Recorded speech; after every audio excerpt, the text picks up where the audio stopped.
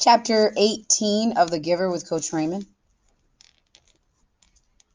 Giver, Jonas asked the next afternoon, do you ever think about release? Do you mean my own release?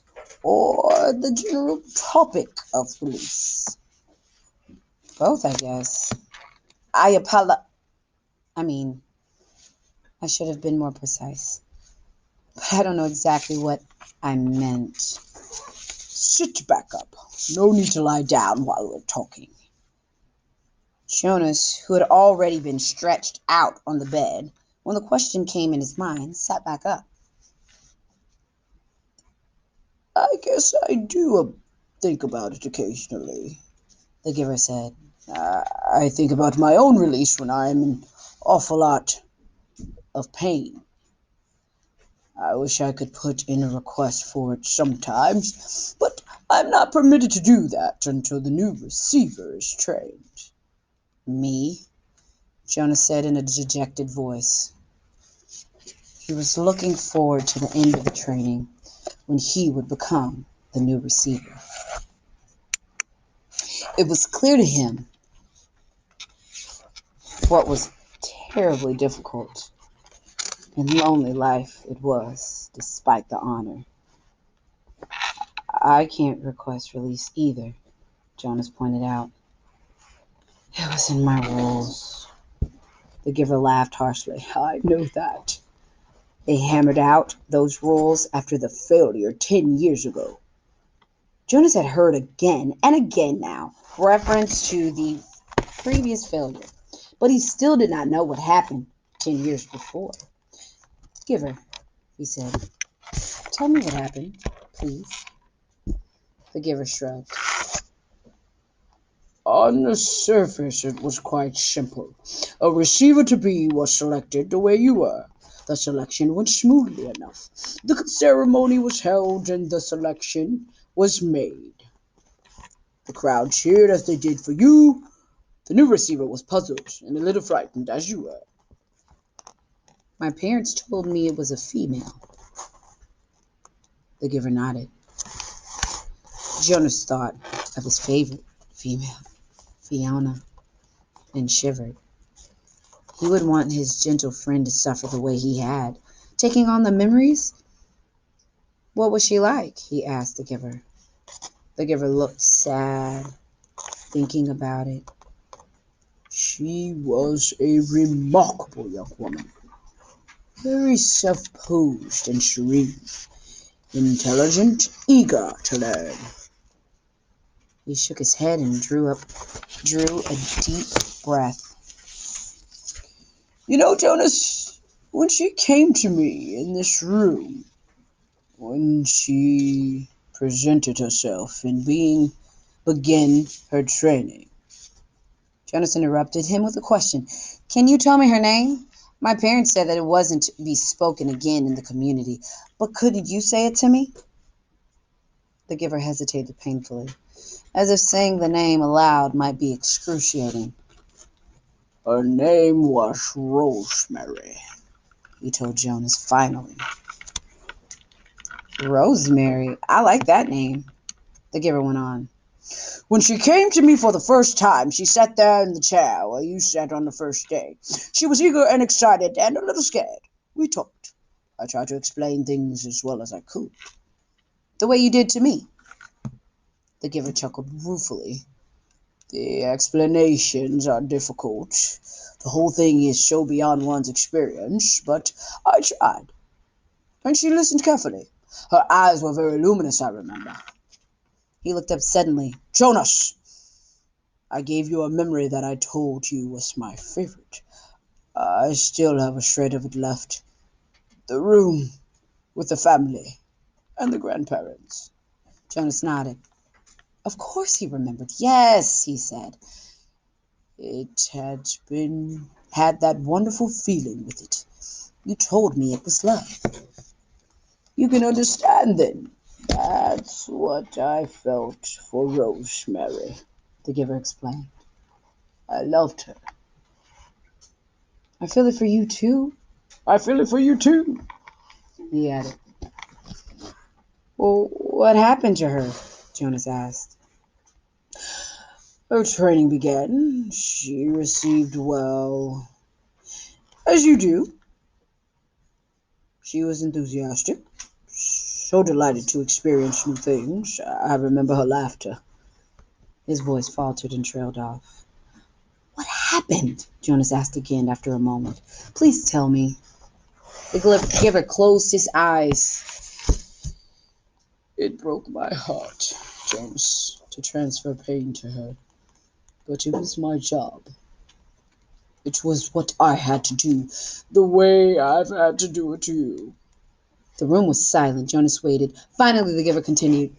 5 weeks. That was all. I gave her happy memories, a ride on a merry-go-round, a kitten to play with, a picnic. Sometimes I chose just one because I knew it would make her laugh.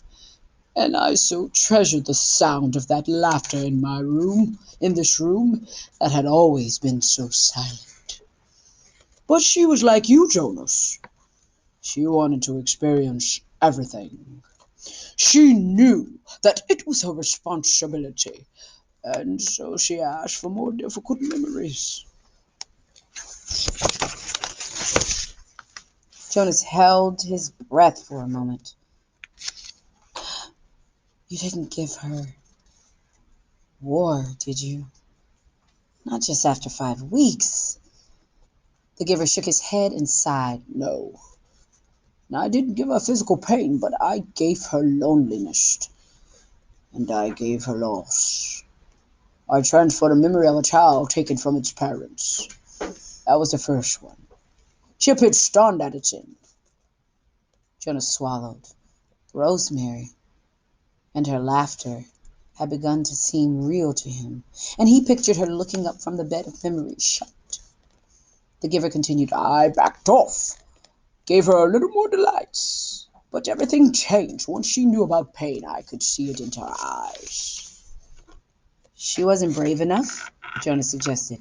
The giver didn't respond to the question. She insisted that I continue, that I not spare her. She said it was her duty. And I know, of course, that she was correct.